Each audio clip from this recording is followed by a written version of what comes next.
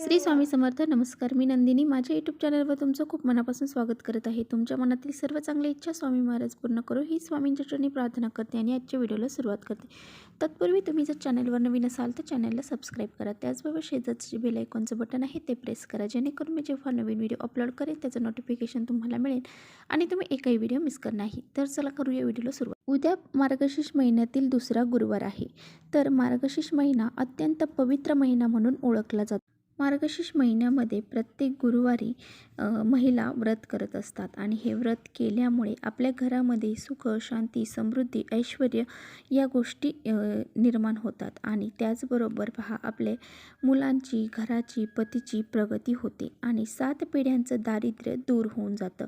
तर इतके ह्या गोष्टी ह्या व्रत केल्याने होत असतात आणि मार्गशीर्ष महिन्यातील प्रत्येक गुरुवारी महिला ह्या व्रत अगदी श्रद्धेने आणि भावनेने करतात. त्यामुळे त्यांना ह्या व्रताचे फळ आवर्जून मिळत असते आणि घरामध्ये माता लक्ष्मीचा निवास राहतो आणि घरामध्ये अखंड लक्ष्मी प्राप्ती होते.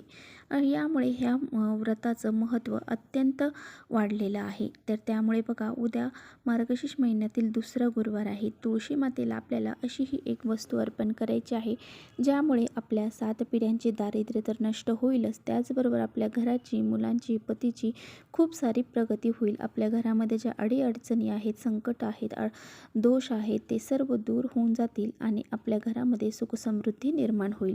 तर ही एक वस्तू कोणती अर्पण करायची आहे त्याबद्दलच आपण व्हिडिओमध्ये सांगणार आहोत. त्यामुळे व्हिडिओ कुठे स्किप न करता शेवटपर्यंत नक्की बघा, जेणेकरून तुमच्यापर्यंत योग्य ती माहिती पोहोचली जाईल.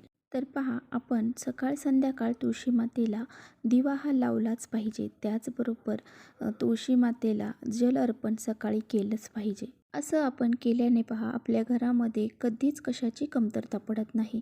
तुळशी माते जर आपल्या घराच्या समोर असेल तर तुळस ही जर आपल्या घरासमोर असेल तर त्यामुळे घरामध्ये सकारात्मक लहरी ह्या निर्माण होत असतात. त्यामुळे प्रत्येकाच्या घरासमोर एक तरी तुळस ही असायलाच हवी.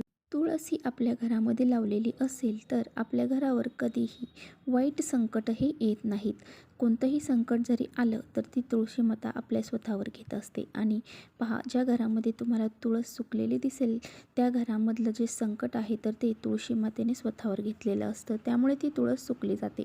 ज्या घरामध्ये तुळस ही हरीभरी आणि टवटवीत असते, एकदम हिरवीगार असते, तर त्या घरामध्ये पहा सुख, समृद्धी, ऐश्वर्य हे निर्माण होत असतं आणि त्या घरामध्ये कधीच कशाची कमतरता राहत नाही. तर अशा प्रकारे बघा, ज्या घराच्या आसपास तुळस आहे, घरासमोर ज्याच्या तुळस आहे त्याची पूजा अर्चा केली जाते, त्या घरामध्ये कशाचीच कमी राहत नाही. तुळशीला लक्ष्मीचं प्रतीक म्हणून सुद्धा मानलं जातं आणि लक्ष्मी त्याचबरोबर जे विष्णू भगवान आहेत तर त्यांना तुळस अतिशय प्रिय आहे. त्यामुळे उद्या गुरुवार देखील आहे. गुरुवार हा विष्णू भगवानांचा वार आहे. त्या दिवशी तुळशी मातेची विशेष सेवा आपल्याकडून झालीच पाहिजे. त्यामुळे तुळशीला अशी ही एक वस्तू आपल्याला अर्पण करायची आहे. पहा, विष्णू भगवानांना तुळस प्रिय आहे, त्यामुळे तुळशीला हरिप्रिया, विष्णुप्रिया असंही म्हटलं जातं. तर पहा, आपल्या घरावर एखादं कर्ज आहे आणि ते कर्ज मिटत नाही. ते कर्ज मिटण्यासाठी आपल्याला हा एक उपाय करायचा आहे. त्याचबरोबर आपल्या घरामध्ये लक्ष्मी माता येत नाही किंवा मग येत आहे परंतु आपल्या घरामध्ये टिकत नाही, त्यासाठी सुद्धा तुम्ही हा उपाय करू शकता. लक्ष्मी प्राप्तीसाठी सुद्धा तुम्ही हा एक उपाय करू. त्याचबरोबर घरामध्ये सुख, शांती, समृद्धी नांदत नसेल किंवा टिकून राहत नसेल, सारखे भांडणं, त्याचबरोबर कलह, किरकिर ह्या गोष्टी होत असतील किंवा मग तुमच्या घरामध्ये आर्थिक अडचणी आहेत, आर्थिक समस्या तुम्हाला जाणवत आहेत, त्यासाठी सुद्धा तुम्ही हा उपाय करू शकता. तर पहा, उद्या सकाळी आपण लवकर उठून जे काही नित्याची कामं आहेत ते आवरून घ्यायची आहेत, अंघोळ करायची आहे, देवपूजा करायची आहे. आपल्याला उद्या केस हे धुवायचे नाही. तर पहा, गुरुवारच्या दिवशी केस धुतल्याने आपल्या घरातली लक्ष्मी ही निघून जाते. त्यामुळे आपल्याला असे हे काही चुका आहेत तर त्या गुरुवारी आवर्जून टाळायच्या आहेत. त्याचबरोबर आपल्या घराची जी फरशी आहे ते सुद्धा आपल्याला गुरुवारी पुसायची नाही. तर पहा, आपल्याला उद्या तुळशी मातेला काय अर्पण करायचं आहे. तुळशी मातेची पूजा करून घ्यायची आहे आणि त्यानंतर आपल्याला तुळशी मातेला ऊसाचा रस 1-2 चम्मच अर्पण करायचा. तर पहा, असा हा तुळशीला आपण जर ऊसाचा रस अर्पण केला तर आपल्यावर कितीही कर्ज असू द्या, ते कर्ज आपलं फिटण्यास मदत होते आणि समजा आपल्याकडे कुणाचे उसने पैसे आहेत ते सुद्धा आपल्याकडून लवकर दिले जातात.